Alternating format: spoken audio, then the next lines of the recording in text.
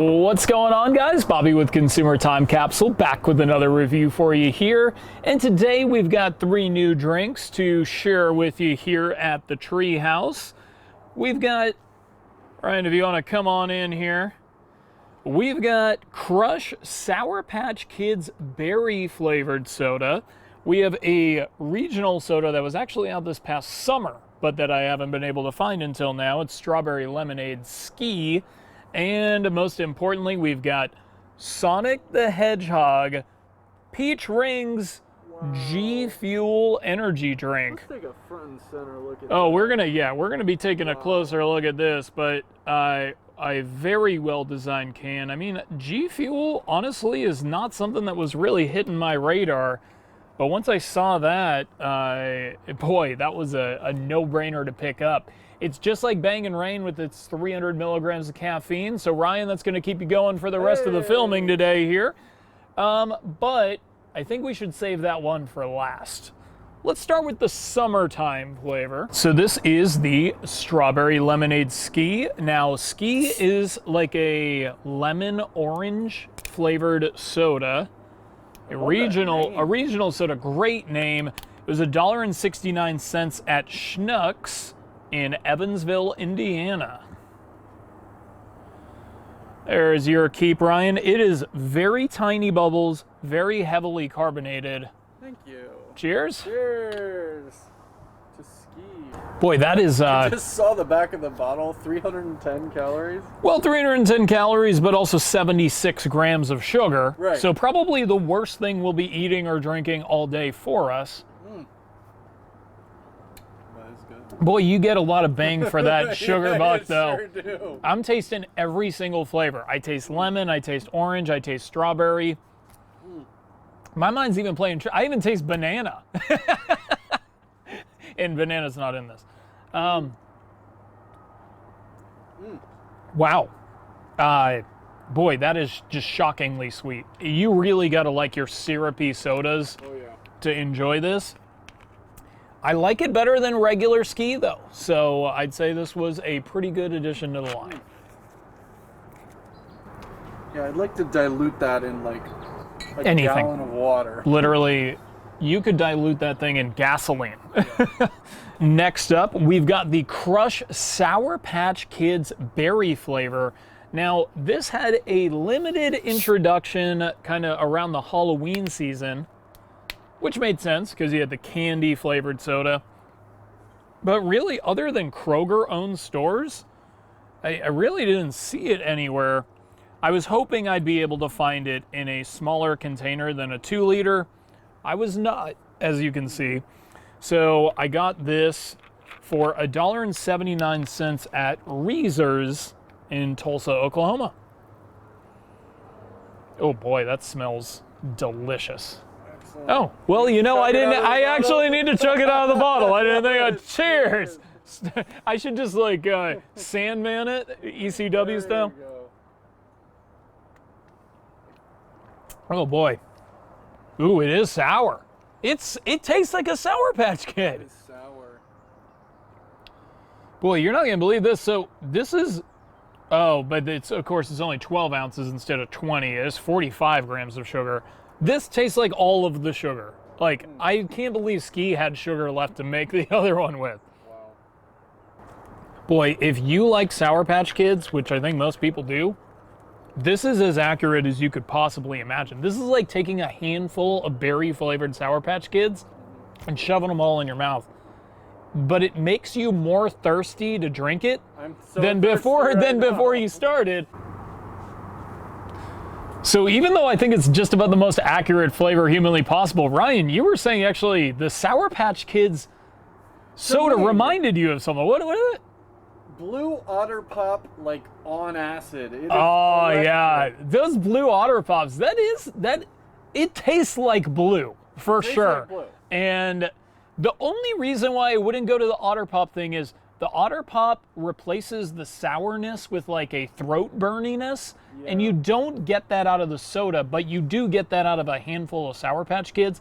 But that base blue flavor, yeah, if you like the Blue Otter Pops and you're not opposed to adding some sour flavor to it, Like if they were to make an offshoot like sour Otter Pops, it would taste exactly like that once it melted up. There's no doubt about it. But we gotta get to the main event here.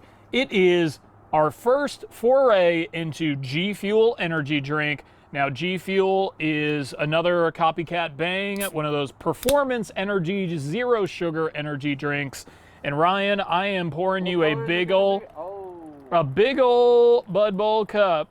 It does have a little bit of a orange hue to it, or am I just, nope, it does not. I'm just kind of seeing the reflection of your very bright shirt. All right, I've left myself enough. Ryan, this is your energy, this is your keep for your day's work. It is definitely more carbonated than Rain and Bang. It's pretty fiercely carbonated.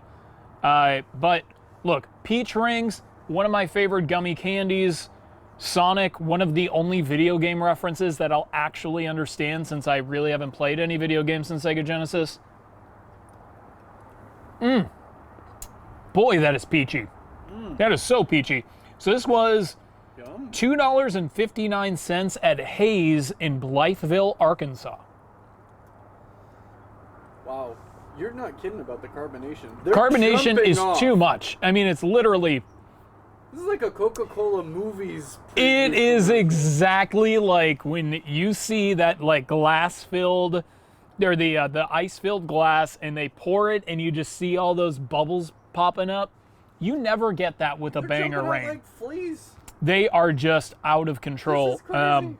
It's too much carbon. Like I would have to let this sit for about 10 minutes to have this. When I drink energy drinks, usually it's like before I'm going to work. Like, this is too much carbonation for that. You know, the funny thing is, I was about to say, this almost feels more like it's designed for like kids who play video games all night, and then it's like, oh wait, it's literally video game themed, so that does make sense. I like it. Reminds me of one of my favorite Bang flavors, peach mango. Peach mango. Peach mango. Yeah, it reminds me of that, and it also reminds me a little bit of the Peach Fizz Rain. All right, so today we're going to start with the Capsule Countdown because I think it's actually fairly easy. Look, the Ski, it just was too sugary and syrupy for my tastes. And if you're not really into the soda thing, it's going to be jarring. I mean, Ryan is literally like cowering in fear behind that camera, reacting to just how sweet this was.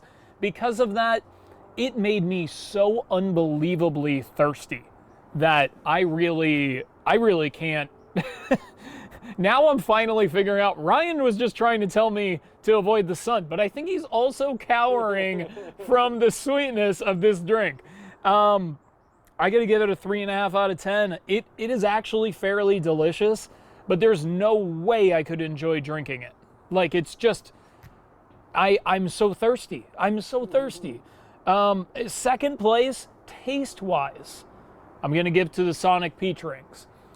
Now, if I had to choose a beverage to drink functionally, of course I'm going to go with the zero sugar, 300 milligram of caffeine option over the heavily sugared, you know, the no caffeine option, right? So, no juice, no caffeine, no nothing, except sugar and sour taste. But as a taste grade, I gotta give it about a 5 out of 10, and the reason is, no, you know, I think I'm being a little hard. I'm gonna give it a 6.5 out of 10, because it does deserve some credit for being zero sugar and having that much taste. Let's keep in mind here, we have two of the sugariest things we've ever covered against a zero sugar, and that's a really unfair advantage.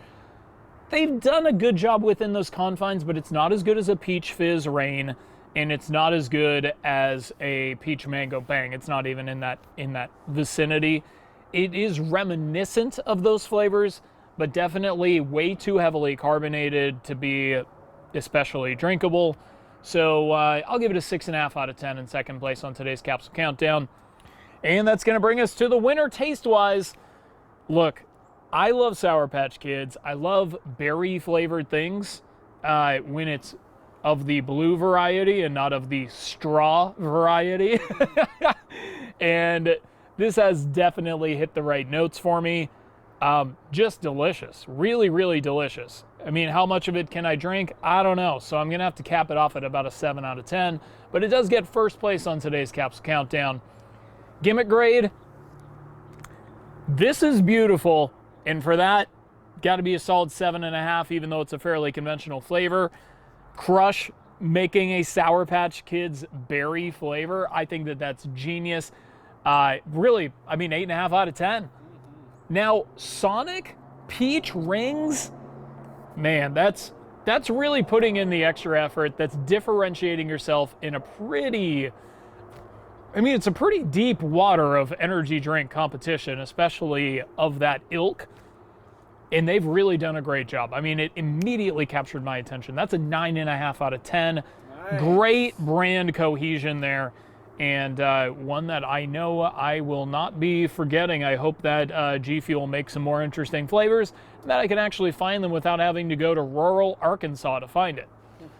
And, well, there's a From the Archives product that's even harder to find than G Fuel, and that is 1989's test-marketed Mountain Dew Sport can, and I can't believe that it's taken me this many volumes of the CTC review to show you my favorite soda ever created. Wow. Now, it's not even technically a soda. It's a carbonated sports drink designed to compete with Gatorade. Now, at the time, Pepsi, which owns Mountain Dew, didn't own Quaker. Quaker owned Gatorade, right? So it was designed to compete with Gatorade. As a carbonated option, it came in cans and bottles, and we are gonna have some really interesting, cool, deep dive looks at Mountain Dew Sport in the coming months, you know, as we kind of start focusing more on the archival products here. But I wanted to put Mountain Dew Sport on everybody's radar, so when you start seeing the full-length feature about it, it makes a little bit more sense. Mountain Dew Sport, one of the top 5 things that I collect. I mean, I have got a vast majority of the promotional items and the packaging of Mountain Dew Sport that's ever existed. So this is a really cool design. It's got that pinstripey kind of baseball feel to it. It's got a baseball diamond logo. I don't know. I mean, do baseball players need more energy than other sports? I feel like they'd need less energy, but they found their people. It is, man, just this is a really, really hard can to find. It did also come in diet and in 2-calorie forms. So you've really got to stay tuned to the channel, and I promise we're going to take a much deeper dive into Mountain Dew Sport later. And you can find it directly behind my head on the can shelf. So if you ever want to take another look at it, that's where it'll be. And I guess next time on the CTC review, what do we got? Oh boy, we got a heat-themed review. We've got spicy sour punch bites. We've got Takis hot nuts in the Flare and Fuego flavors. So make sure you stay tuned on Monday for that. And of course, until next time, I will miss you until I see you. And I guess I'll drink a little more out of this 2-liter for the road. Cheers.